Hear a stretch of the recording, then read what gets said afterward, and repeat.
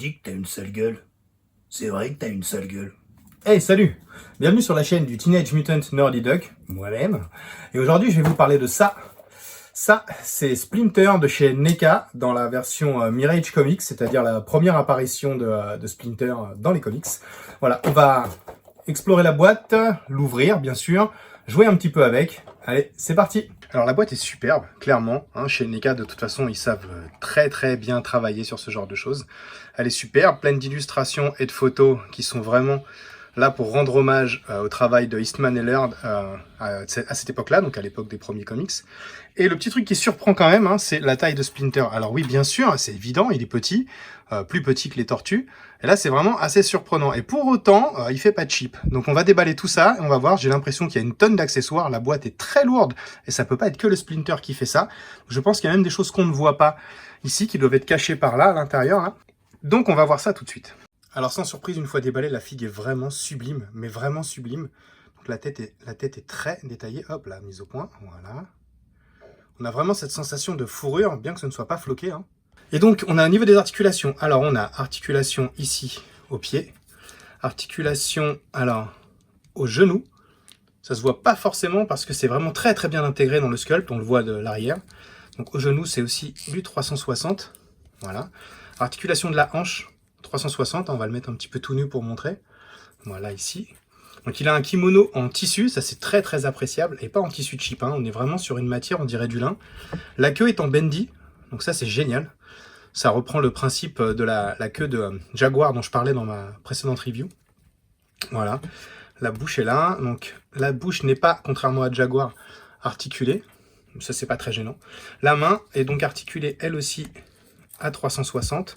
Il a une articulation au niveau du coude, 360 aussi, et au niveau de l'épaule, 360. En plus de ça, on a une articulation cachée au niveau du bassin, donc vraiment, il peut danser le boogie, quoi. Voilà. Let's boogie! Les gars, on peut dire ce qu'on veut, ils font quand même vraiment des chouettes figurines. Le problème qu'on a toujours le même avec NECA, c'est cette espèce de bruit, de grincement des articulations. Mais en vrai, si vous êtes sourd, par exemple, NECA, c'est clairement la meilleure gamme de jouets à l'heure actuelle. Si vous n'êtes pas sourd, c'est un peu plus compliqué, mais ça reste du top 3, donc c'est quand même quelque chose de très intéressant. Ça va être dur pour les autres de concurrencer vraiment NECA sur les Tortues Ninja, par exemple. Bon, alors en termes d'accessoires, là, c'est complètement la folie pure. Donc en plus de Splinter, évidemment, on a son bâton, on a 3 paires de mains, donc on a une paire de mains avec le doigt pointé, comme ça, hop, ici. On a une paire de mains fermées pour tenir des accessoires, donc ça peut permettre même de tenir les armes des Tortues Ninja. Et on a la troisième paire de mains qui est la paire de mains classique. Donc ici on peut voir justement que j'ai changé une des mains pour lui faire tenir ça. Et on a donc les 4 Tortues Baby. On a un canister de mutagène ouvert, donc ça c'est génial franchement. On a un Utrom ici, donc de la race des Krang. Hop, on va essayer de le mettre en joli, voilà, c'est ça, faites pas attention à mes doigts, regardez plutôt le Utrom. Hop, on a, alors ça c'est une folie quoi, on a un Mauser, donc bouche articulée, hein. Bouche articulée au niveau de la nuque, au niveau des jambes, je vous montre comme ça, au niveau des jambes, donc on est vraiment, c'est dingue, hein. Voilà, hop là, il est vraiment très chouette et super bien sculpté, la peinture j'en parle même pas. Voilà, on a une petite théière, hein, parce que Splinter, on le sait, aime bien prendre le thé, mais surtout on a, alors ça je m'y attendais pas, et c'est l'accessoire qui fait le package, c'est Splinter dans sa version rat, donc avant d'être au contact du mutagène. C'est énorme. On va même se dire, hop là, si le Mauser l'avait chopé à ce moment-là, game over, pas de Tortue Ninja. Alors niveau échelle, il est parfait pour aller avec les premières mirages, on peut le voir, hein. Franchement c'est impeccable. Et avec les deuxièmes aussi. Clairement, la figurine, elle est parfaite pour compléter un set de tortues. Alors ce Splinter, moi, il fait partie des dernières figurines que j'ai achetées, et je l'ai acheté comme les autres sur le site de Nostalgie. Nostalgie, je vous en ai déjà parlé sur mes précédentes vidéos. C'est quelqu'un qui est joignable, avec qui on peut discuter, avec qui on peut échanger, ce que j'ai eu plaisir de faire plusieurs fois d'ailleurs depuis. Et ce qui est intéressant en ce moment sur ce site, c'est que il vous propose jusqu'au 31 mars, donc là il va falloir y aller parce que l'heure tourne, mais jusqu'au 31 mars, il vous propose 25% de remise sur tout son catalogue de toys, ça même sur les précommandes. Donc si vous avez des précommandes à faire, c'est le moment. Si vous avez des toys à acheter, c'est le moment aussi, parce que 25%, c'est pas rien. Quand on achète par exemple des Tortues Ninja, ça nous fait une Tortue Ninja gratuite par exemple.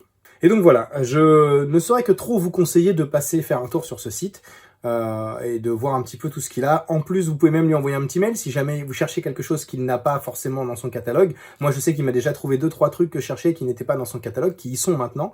Voilà, donc n'hésitez pas à lui poser la question, il fera son possible de toute façon, comme il a fait avec moi et comme il a fait avec d'autres. Alors je voulais quand même parler du visuel de l'intérieur de la boîte, cette espèce de décor de ruelle sombre un peu, de quartier pourri de New York, avec une illustration très eastmanienne vraiment. Voilà, on n'est pas sur du haussmannien, hein, on est sur du eastmannien. Et c'est clairement un élément pour diorama, mais impeccable quoi. Hey, un petit message avant de continuer. Si vous aimez la chaîne, abonnez-vous, activez la cloche et laissez un petit pourboire sur la Tipeee. Merci les gars.